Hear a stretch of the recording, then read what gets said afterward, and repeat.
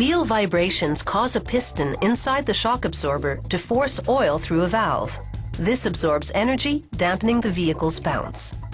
All this happens within the shock's two tubes, the reserve tube, and inside it, the pressure tube, housing the piston rod and compression valve.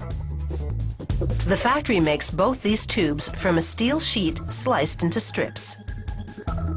Inside this tube mill, coolant prevents the passing strip from overheating as one forming roller after another gradually rounds it into a tube. Then a copper welding wheel fuses the tube closed. As the 5.5 meter long tube comes off the mill, a cutting tool chops it into shock absorber lengths.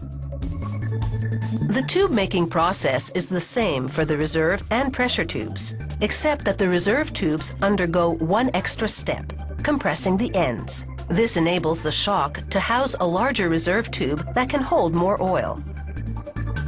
The reserve tube's final stop is a press. A die inside stamps the part number, the manufacturing date, and the brand name. Many components are made of powdered metal, mostly iron powder mixed with some graphite and copper.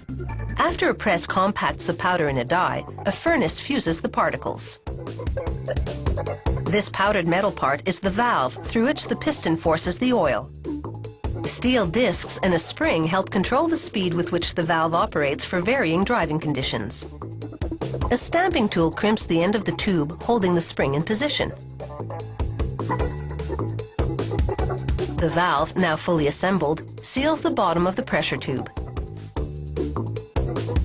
Meanwhile, a press punches round steel discs into other components. These loops mount the shock absorber to the vehicle. A worker positions a cup on each one, then a robot welds them together.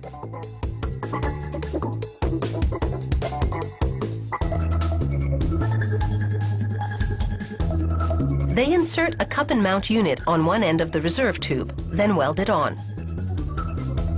This unit is called the base assembly.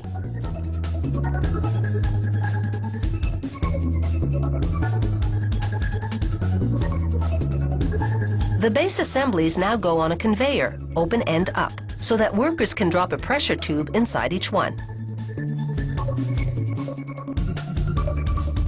Automated injectors now fill it with oil that's specially designed to maintain its consistency despite changes in temperature.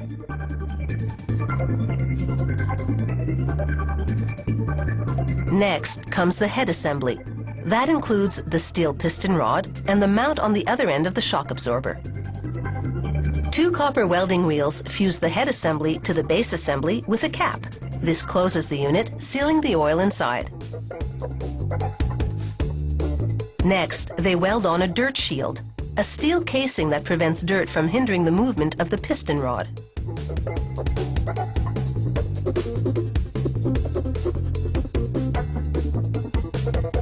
Now they press a bushing into each mount. This helps tone down the vibrations coming from the vehicle. Now it's onto an automated carousel. Robots pierce a hole in each shock and inject nitrogen gas to prevent the oil inside from foaming. After injection, the robot seals the hole by welding on a tiny steel ball. And now for the finishing touch, an electrostatic paint job. A machine runs a positive electrical current through the shocks and a negative one through the paint particles. Like a magnet, the static electricity draws the paint onto the shocks in a flawless coat. In the factory's quality control lab, technicians use sophisticated equipment to evaluate how well a shock dampens movement at different speeds.